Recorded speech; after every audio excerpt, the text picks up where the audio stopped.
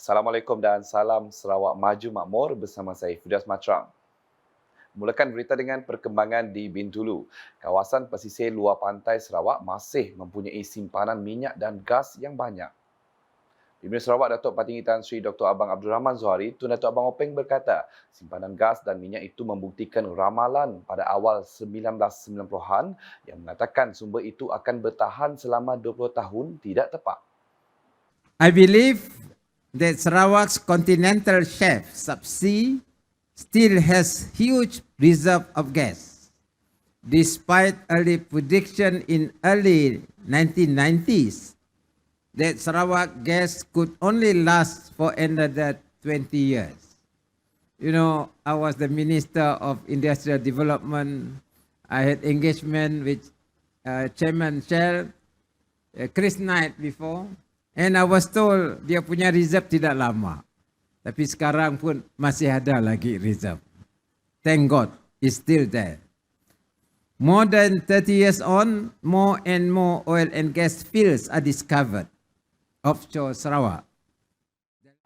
Beliau berkata demikian semasa merasmikan Majlis Pecah Tanah Onshore Gas Plant OGP Rosemary Marjoram di Tanjung Kidurung di Bintulu pada Khamis. Datuk Patinggi Tan Sri Abang Zuhari menambah antara medan minyak dan gas terbaru yang ditemui di 5 blok iaitu SK306, SK411, SK313, SK301B dan SK315. Pada Isnin lepas, beliau juga memberitahu bahawa Sarawak Petchem Sdn Bhd akan membangunkan satu loji amonia di Bintulu. Katanya dengan penubuhan loji itu akan dapat menempatkan Sarawak sebagai pengeluar bukan sahaja dari segi tenaga hidrogen, malah produk lain yang berasaskan gas. Sarawak Petchem akan juga membangunkan satu loji amonia di Bintulu ini. Dan ini adalah loji kedua selepas metanol. Kita nampak bahawa pasaran amonia mungkin meningkat kerana disebabkan oleh penggunaan hidrogen. Dan kalau kita mengeluarkan blue ammonia, we go for blue energy, which is still in the category of ESG. If that happens, we have diversified product dan ia akan menempatkan kita sebagai pengeluar bukan saja hidrogen, bukan saja amonia, tetapi produk-produk yang lain yang berasaskan kepada gas. Hadir sama Menteri Industri Makanan, Komoditi dan Pembangunan Wilayah Sarawak, MFICOT, Datuk Seri Dr. Stephen Rundi Utom, Menteri Pengangkutan Sarawak, Datuk Seri Lee Kim Shin, Timbalan Menteri di Jabatan Premier Sarawak Buruh Imigresen dan Pemantauan Projek, Datuk Gerawat Gala, Timbalan Menteri Tenaga dan Kelestarian Alam Sekitar Dr. Hazlan Abang Hibni serta div-div kenamaan yang lain. Sementara itu, ketika ditemui pemberita, Datuk Patinggi Tan Sri Abang Zuhari berkata, Gabungan Parti Sarawak GPS akan mempertahankan kerusi Dewan Undangan Negeri Dun Jepak dalam pilihan raya kecil PRK akan datang. Beliau yang juga pengurusi GPS menjelaskan sebarang pengumuman mengenai calon dari gabungan itu akan diumumkan selepas Suruhanjaya Pilihan Raya SPR menetapkan tarikh PRK itu. Saya difahamkan lebih kurang minggu depan dia akan bersuara dan mereka akan menentukan tarikh nomination day dan juga tarikh pilihan raya kecil. Ini kerja SPR. Memang kita akan meletak calon GPS, akan meletak menerusi PBB. Okey. Pada Selasa lepas, Speaker Dun Sarawak Tan Sri Dato' Amar Muhammad Asfiah Awang Nasar memberitahu beliau telah mengemukakan satu surat bertarikh 19 September 2023 kepada pengerusi SPR Tan Sri Abdul Ghani Saleh mengenai kekosongan kerusi Dun Jepak. Menurut SPR, tarikh berkaitan PRK Dun Jepak akan diumumkan pada 25 September ini. Dahulu pengerusi negara Shell Malaysia Siti Hurairah Sulaiman dalam ucapan aluannya berkata, Sarawak Shell Berhad SSB anak syarikat Shell PLC menandakan permulaan dalam pembangunan loji pesisir untuk projek Rosemary Marjoram di Bintulu. Jelas beliau pihaknya berbangga memulakan fasa baru bagi pembangunan minyak dan gas Bintulu dengan penubuhan hub gas masam baru yang dikenali sebagai Sistem Pemindahan Gas Masam Bersepadu Sarawak atau SISGAS. Now, SISGAS is the brainchild of Petronas, and with credit to Encik Firuz Muhammad Asnan, Senior Vice President of Malaysia Petroleum Management, Petronas, whom we will hear shortly later this morning. Sarawak Shell Berhad is really proud to partner Petronas to launch Rosemary Marjoram's Bintulu onshore gas plant, which is the first phase of SISGAS. Dalam pada itu, Siti Hurairah menambah loji pesisir itu akan memanfaatkan kuasa hidro yang disediakan melalui sistem grid kuasa Sarawak yang disokong oleh Sijil Tenaga Boleh Diperbaharui REC. Jelasnya pembangunan projek Rosemary Marjoram adalah salah satu projek strategik untuk memastikan bekalan gas yang berterusan ke kompleks LNG Petronas.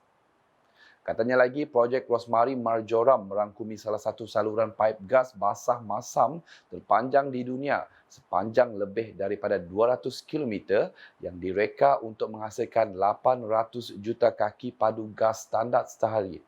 Berita seterusnya, Sekretariat Agensi Pembangunan Bersepadu Wilayah Semarahan IRSDA telah memulakan operasinya secara rasmi di Pejabat Baharu di Kota Semarahan. Sehubungan itu, satu majlis doa selamat telah diadakan untuk meraihkan pengoperasian IRSDA di Pejabat Baharu di Kota Semarahan sempena dengan mesyuarat Jawatankuasa IRSDA yang diadakan pada Rabu.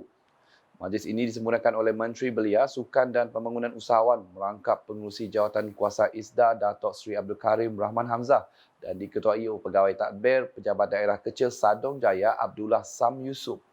Turut hadir ialah Timbalan Menteri Kemajuan Desa dan Wilayah Malaysia merangkap Pengerusi Jawatankuasa Kecil Pembangunan Pelancongan IRSDA Datuk Rubiah Wang, Timbalan Menteri Infrastruktur dan Pembangunan Pelabuhan Sarawak merangkap Pengerusi Jawatankuasa Kecil Pembangunan Infrastruktur IRSDA Insinyur Aidil Lariwo, Ahli Dewan Undangan Negeri Adun Setakan Datuk Hamzah Ibrahim dan Adun Simunjan Auladris selaku ahli-ahli Jawatankuasa IRSDA, Residen Bahagian Semarahan Muhammad Irwan Bahari Bujang serta agensi-agensi kerajaan yang berkaitan.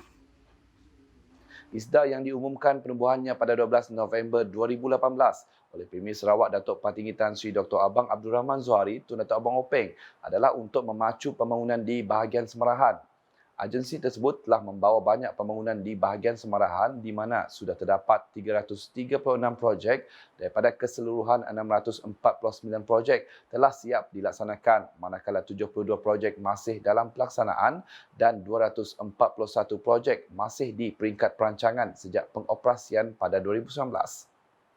Paparan selanjutnya, usaha murni pelbagai pihak dalam menganjurkan program derma darah sememangnya sangat mustahak kerana dapat membantu menambah simpanan darah seluruh Sarawak.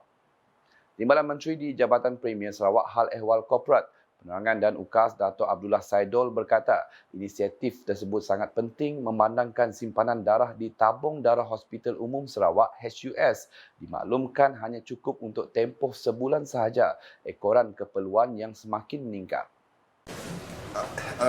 This is a good effort. Should be done frequently lah. Satu dilakukan bukan hanya di hospital ini saja, tetapi juga dilakukan di hospital daerah dan juga di bahagian yang lain. Sebab simpanan darah untuk penggunaan hospital sebenarnya walaupun doktor kata dalam keadaan yang terkawal, tapi sebenarnya sangat diperlukan sebab reserve dalam blood bank mereka sebenarnya tidak sampai ke 1 bulan untuk penggunaannya. Dia berkata demikian semasa ditemui media selepas mengadakan lawatan ke program derma darah anjuran Sabekas Batu Lintang di Tabung Darah HUS pada Khamis. Tambah beliau lagi, usaha murni seperti ini haruslah dilaksanakan di kawasan-kawasan lain, terutamanya di kawasan luar bandar yang majoritinya masih belum mempunyai infrastruktur kesihatan yang lengkap. I think of course we are talking about more good hospital awam yang diperlukan bukan hanya di Kuching tetapi juga di kawasan pedalaman. Of course we are working very hard on this. We are asking federal government to support us to build more public hospital elsewhere. You know, Sarawak is the biggest state in Malaysia, so not everybody can afford private hospital. Semasa kunjungan itu, Dato' Abdullah berkesempatan menyerahkan goodies kepada penerima darah yang tampil dalam menyokong usaha yang dilaksanakan oleh pihak Sabekas Batu Lintang bersama HUS. Beliau turut menyerahkan cek projek kecil luar bandar MRP kepada Sabekas Batu Lintang berjumlah RM5,000 untuk kegunaan pertubuhan tersebut pada masa hadapan. Masih dengan perkongsian di Kuching, bahasa Melayu yang diiktiraf sebagai bahasa kebangsaan memainkan peranan penting dalam membentuk perpaduan kaum di Malaysia. Adun Kota Sentosa Wilfred Yap Yausin berkata, bahasa Melayu perlu disemai dalam setiap aspek kehidupan masyarakat dan digunakan sebagai medium untuk memahami dan menghormati kepelbagaian budaya yang ada. Beliau berucap demikian semasa merasmikan program pemantapan pemerkasaan Bahasa Melayu 2.0 PPBM 2.0 di Sekolah Menengah Kebangsaan SMK Datuk Patinggi Haji Abdul Ghaffur pada Rabu. Dalam majlis itu, Wilfred telah menyempurnakan penyampaian insentif kepada 36 murid sekolah tersebut yang cemerlang dalam peperiksaan Sijil Pelajaran Malaysia SPM tahun 2022 sekaligus menyampaikan hadiah kepada pemenang aktiviti pertandingan Bulan Kebangsaan. Majlis sama turut meraihkan sambutan penutupan Bulan Kebangsaan 2023 dengan nyanyian lagu patriotik disusuli Laungan Merdeka. Selanjutnya, golongan penuntut di negeri ini menyifatkan keputusan Kerajaan Sarawak membolehkan para pemohon mendapat status Bumi Putera di mana-mana pejabat daerah di seluruh negeri bermula 1 November tahun ini sebagai satu langkah yang sangat signifikan.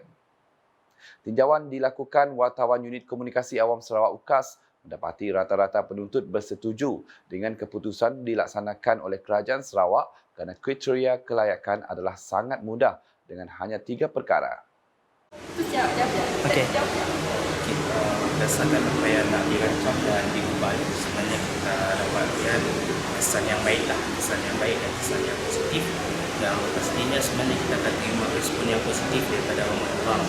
Sebab apa ni lebih kepada membuka peluang. Sebelum ni sering kita dengar tentang perbincangan perbezaan peluang antara yang bukan Bumi Putera dan dengan status Bumi Putera. Jadi seandainya peluang untuk mendapat status Bumi Putera lebih dimudahkan, bukankah akan membuka peluang untuk ramai orang untuk dapat kelebihan yang sebentuk mungkin tidak didapati oleh orang yang bukan Bumi Putera. I think it's a good thing yang mendapat di-implement semua so that macam if you guys tengok macam lah susah bah buat nangga anak-anak Sarawak mau to prove themselves in the law setidaknya 90% untuk actually the problem, but now with benar tak di-implement, I think it will be done smoothly for everyone and bukan aja it can be helped through maybe scholarship also for education wise everything. Yeah, so that's it. Bagi saya Laran, usaha ini dapat memudahkan untuk mendapat peluang pekerja. Sebab biasanya peluang pekerjaan bagi keutamaan kepada pemohon Bumi Putera di sektor awam dan swasta. Ya, itulah. Pada pendapat kami sebagai pelajar, kami menyokong usaha kerjaan ini sebab memudahkan untuk pelajar macam kami orang mau mohon kemasukan ke Institut Pengajian Awam lah. Pada Selasa, Timbalan Menteri di Jabatan Premier Sarawak Undang-Undang MA 63 dan Hubungan Negeri Persekutuan Datuk Sharifah Hasidah Syed Aman Ghazali menjelaskan permohonan dengan yuran ditetapkan bernilai RM100 itu boleh dibuat di mana-mana pejabat daerah di Sarawak. Beliau menetapkan 3 kriteria yang harus dipenuhi iaitu individu merupakan rakyat Malaysia, anak kandung kepada seseorang yang merupakan kaum pribumi Sarawak dan salah seorang ibu atau bapa mereka mestilah pribumi Sarawak. Sekian isi malam bersama saya Fido Matram. Berita lebih lanjut boleh didapati di semua platform media sosial UKAS, termasuk portal ukas.sarawak.gov.my dan UKAS channel YouTube. Sebelum mengakhiri buletin UKAS, saksikan sorotan perasmian Majlis Pecah Tanah Onshore Gas Plant OGP Rosmari Marjoram di Tanjung Kidurong oleh Premier Sarawak di Bintulu pada Khamis. #Saluran Informasi Rakyat. Salam UKAS.